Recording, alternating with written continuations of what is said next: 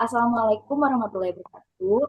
Halo semuanya, perkenalkan kami peserta Latsar CPNS Kementerian Imigrasi dan Penyusunan dari Angkatan 8, kelompok 1, kelompok kecil 2. Di mana ada anggota kelompok kami, yaitu yang pertama ada Salomo Panggitan Simatang, yang kedua Siti Rosia Afriyanti, yang ketiga Aditya Dwi Kisanjaya, yang keempat Afrizal Rizky Pamungkas, dan yang terakhir ada Ahsanul Rizky Maulana.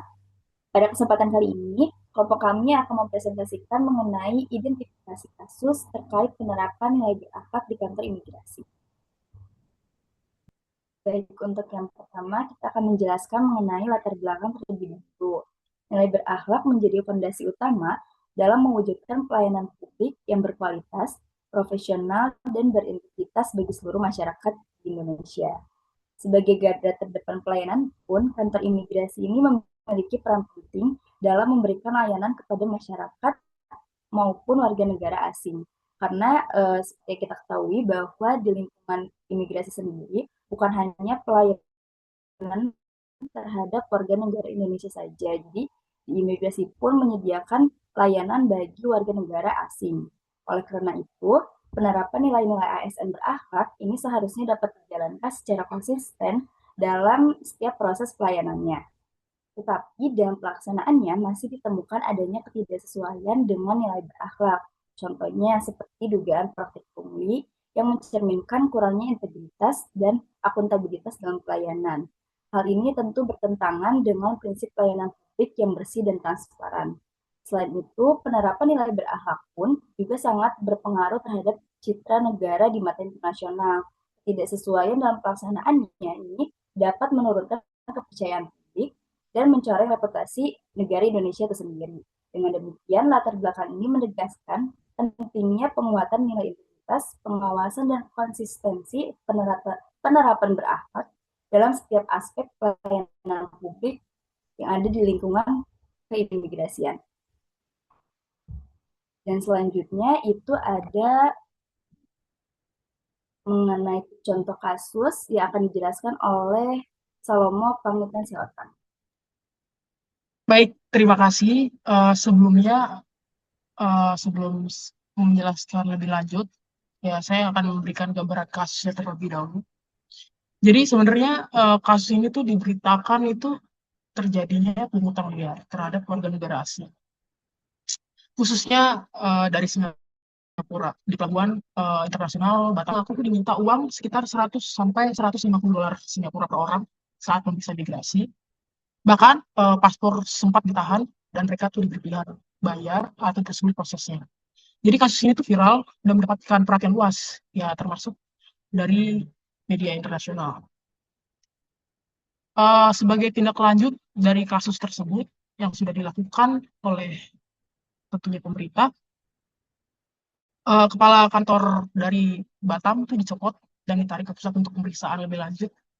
Terus juga beberapa pejabat lain seperti kabid, kasih, supervisor, dan juga stafnya juga turut diperiksa oleh tim investigasi, dan juga oknum yang terlibat juga dinonaktifkan sementara. Jadi ini menunjukkan bahwa kasus ini tuh tidak dianggap ringan, tapi menyangkut tanggung jawab organisasi itu secara menyeluruh. Lalu sebenarnya dari analisis kasus ini tuh kaitannya dengan nilai berakhlak itu hampir seluruhnya. Contohnya yang pertama, nilai berorientasi pelayanan, karena dari oknum itu mempersulit warga negara asing itu dengan dimintain dengan pungutan liar, tentu saja ini bertolak belakang dengan nilai dari berorientasi pelayanan. Seharusnya itu kan semua warga negara asing itu kan mendapatkan pelayanan yang cepat, pelayanan yang adil, dan juga tanpa diskriminasi gitu. Dari nilai berorientasi pelayanan juga bertolak belakang juga dari nilai akuntabel. Karena kenapa? Karena seharusnya ASN tuh wajib bekerja tuh sesuai aturan, sesuai SOP, dan dapat dipertanggungjawabkan. Tapi faktanya di lapangan itu adanya kayak semacam biaya ilegal tadi yang ada pungutan liar, terus juga tidak ada transparansi. Tolak belakang juga karena kenapa? Karena seharusnya kan ASN itu wajib bekerja itu sesuai dengan aturan itu, maksudnya bekerja itu dengan profesional. Profesional itu secara prosedur, namun apa? Tapi tidak menjalankan dengan SOP, terus juga pemeriksaan juga disalahgunakan. Jadi apa kompetensi itu tidak hanya soal dengan kemampuan teknis, tapi juga punya harusnya ada etika kerja gitu. Nah, untuk yang harmonis, seharusnya kan hubungan antara petugas dan juga pengguna layanan khususnya itu seharusnya itu baik. Jadi ada dari warga negara asing dan juga petugasnya itu kan harusnya mempunyai hubungan yang baik gitu dari prosedur ataupun proses yang sudah dilakukan gitu. Tapi kenapa? Tapi dari situ kan warga negara asing tuh merasa dirugikan gitu. Bahkan tertekan juga. Muncul ketidakpercayaan juga terhadap petugas akhirnya. Dampaknya juga tidak ada harmonis dalam kasus tersebut gitu. Untuk loyal, seharusnya kan ASN itu kan menjaga nama baik instansi dan negara gitu. Jadi tindakan kayak oknum itu mencuri itu di pintu masuk negara, apalagi di pelabuhan internasional. Ini tuh pelanggarannya cukup serius gitu karena menyangkut ya reputasi negara. Terus kalau untuk yang adaptif, harusnya itu kan sistem tuh sudah modern, gitu. Sudah tersentralisasi dengan secara pusat gitu. Nah, tapi masih ada aja interaksi kayak manual yang bisa dimanfaatkan. Maksudnya itu dari celah sistem itu masih ada yang disalahgunakan gitu. Juga sistemnya juga belum sepenuhnya eh, menutup peluang penyimpangan gitu. Jadi masih ada celah-celah sistem yang bisa dilakukan oleh oknum-oknum tersebut gitu. Nah, untuk yang kolaboratif juga seharusnya itu kan pengawasan itu eh, pengawasan internal itu kan harusnya berjalan dengan optimal gitu. Ada yang ada juga dengan tim pengawasan internal. Tapi kenapa? Tapi tidak ada deteksi dini gitu dari praktik pungli. Jadi sebelumnya terjadi itu harusnya sudah ada terdeteksi gitu. Nah, tapi dari koordinasi pengawas juga belum kuat. Dari koordinasi dari sama tim juga belum kuat. Akhirnya terjadinya kasus pungli ini gitu. Dampaknya juga ya pasti menurun kepercayaan dari wisatawan asing yang mau masuk ke Indonesia juga. Terus merusak citra Indonesia itu sebagai negara tujuan wisata, eh, mungkin ya bisa menjadi menghambat investasi dan ekonomi daerah, siapa tahu. Dan juga bisa menunjukkan lemahnya sistem dan pengawasan kita gitu. Nah, kalau untuk selanjutnya, boleh next slide, analisis penyebab ya. Oke, untuk analisis penyebabnya sendiri, kenapa sih bisa terjadi penyimpangan-penyimpangan dari nilai berakhlak tersebut? Seperti kasus pungli tadi ya. Ada beberapa kemungkinan yang terjadi akan kenapa kasus itu bisa terjadi ya. Kemungkinannya adalah satu, adanya kurangnya pengembangan SDM. Mungkin karena memang nilai-nilai berakhlak itu belum mendarah daging di ASN kita, makanya integritas juga kurang gitu. Makanya bisa terjadi adanya pungli. Dan juga seperti yang sudah disampaikan oleh Omo ya, sistem. Padahal sistem kita pun udah ada AutoGate, ya kan, udah ada sistem online, tapi tetap aja masih ada celah untuk melakukan penyimpangan-penyimpangan. Mungkin sistemnya bisa diubah menjadi lebih baik lagi, ya kan. Untuk alternatif solusi mungkin nanti akan dibahas oleh Mas Adik.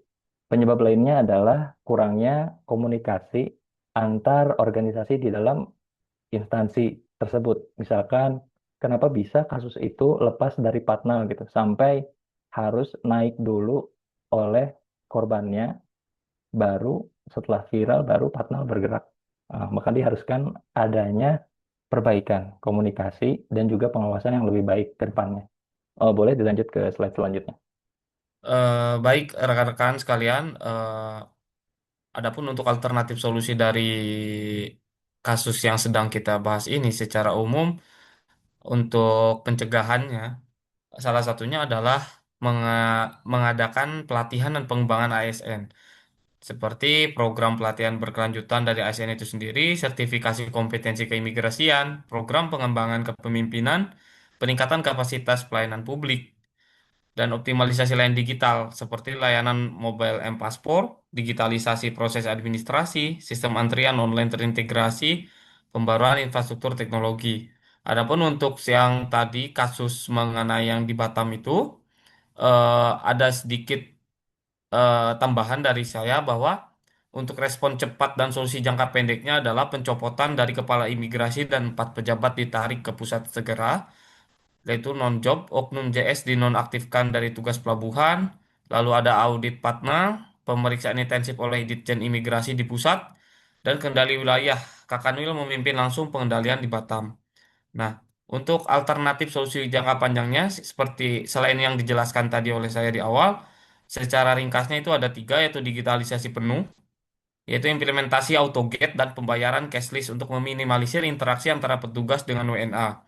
Lalu ada surveillance 24/7, pemasangan CCTV terintegrasi ke pusat tanpa ada titik buta di area pelabuhan. Dan yang ketiganya adalah revisi SOP secara ketat. Larangan mutlak membawa dokumen ataupun paspor ke ruang tertutup kecuali indikasi palsu. Nah, rekomendasi mitigasi pelanggarannya adalah zero tolerance policy terhadap pelanggaran integritas. Sekian. Oke, jadi dari yang sudah dijelaskan dan diidentifikasi oleh rekan-rekan saya, dapat disimpulkan bahwa pungli ini cenderung muncul pada titik-titik pelayanan yang melibatkan interaksi secara langsung antara petugas dengan masyarakat, khususnya di imigrasi sendiri yang langsung berhadapan untuk melayani masyarakat.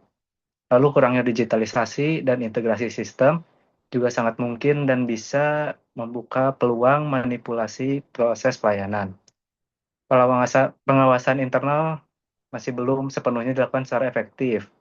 Lalu jika pungli di imigrasi ini tidak ditangani secara serius, praktik pungli ini dapat menurunkan kepercayaan dari masyarakat, lalu dapat merusak juga citra dari institusi di mata masyarakat, karena masyarakat akan menganggap bahwa dengan terjadinya pungli, menandakan bahwa suatu institusi tidak atau masih lemah dalam menerapkan core value berakhlak itu sendiri di dalam lingkungan kerja, khususnya sangat bertentangan dengan nilai akuntabilitas yang mengedepankan transparansi serta bentuk tanggung jawab atas kepercayaan yang diberikan oleh masyarakat kepada institusi. Oleh karena itu, dari identifikasi kasus tersebut, sangat diperlukan penguatan dalam sistem berbasis digital yang masih terdapat banyak celah, lalu peningkatan pengawasan yang lebih baik agar bisa meminimalisir terjadinya pungli di unit kerja, serta penanaman nilai integritas dan profesionalisme sesuai nilai berakhlak guna mencegah terjadinya pungli. Baik, demikian paparan yang bisa kami sampaikan. Mohon maaf apabila ada kesalahan. Terima kasih atas perhatian dan waktunya. Wassalamualaikum warahmatullahi wabarakatuh.